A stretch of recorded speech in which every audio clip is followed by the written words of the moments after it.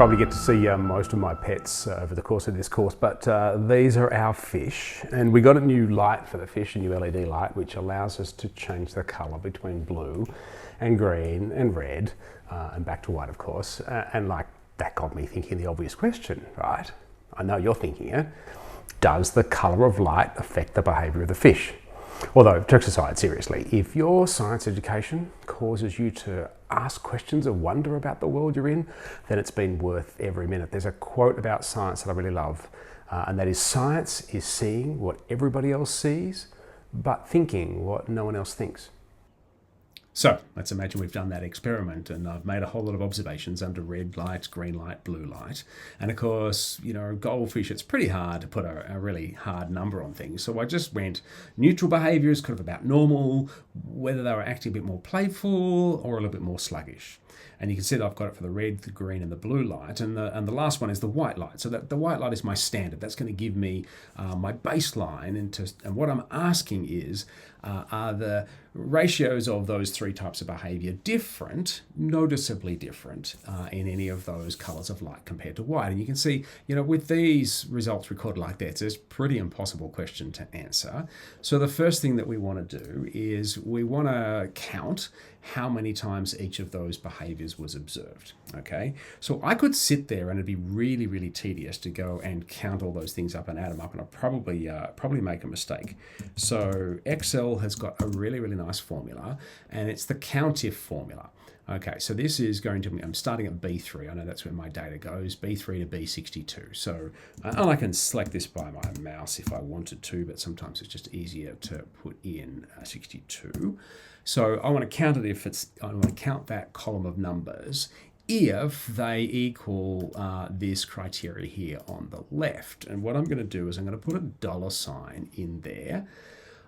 So that fixes that particular reference. So when we fill it down, it doesn't change. I'm also going to put a $sign under the 3 and the 62. I don't want that to change. That's my ratio. My range is, the third row down to the 62nd row, and I want to keep that the same.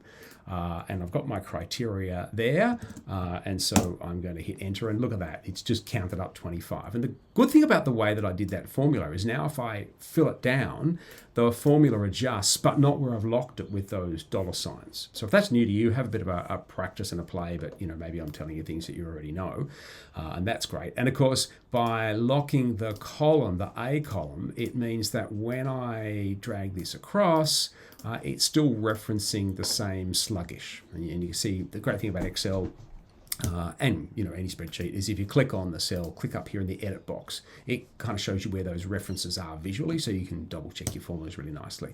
And so, very, very quickly, I've got the numbers of those different observations. And now I've got some sense to sort of look and go, okay, yeah, but are they different enough to really represent, different populations of behaviour, or is it the same big population of behaviour and I've just taken, 3 random samples? And that's what statistics gives us the ability to measure.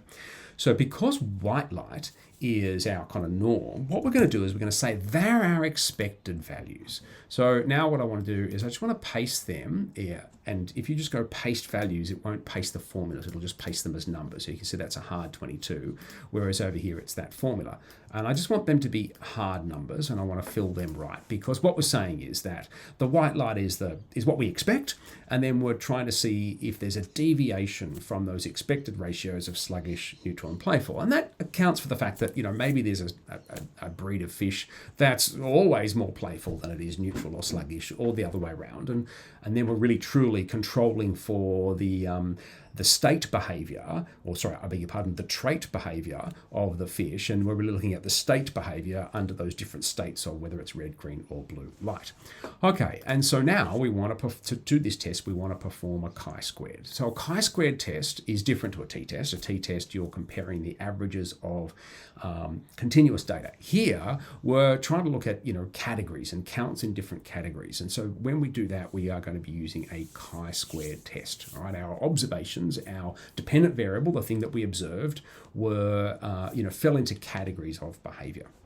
So it's pretty easy. Just start equals chi and you'll see there's a chi-squared dot test, chi-squared test under here. The better function is up here. Those old ones they're all legacy functions, so it's chi-squared dot test. That's great. And then it helps us through whatever one you're in. What's the actual range and what's the expected range? So the actual range is the range of behaviours that we observed. All right, and then a comma. And now we're going to select the expected range, which is the behaviours that we would have expected if the light, in this case the red light, makes no difference to their behaviour. And what this returns is similar to the t-test in Excel. It returns the probability. And it's the probability that the null hypothesis is correct.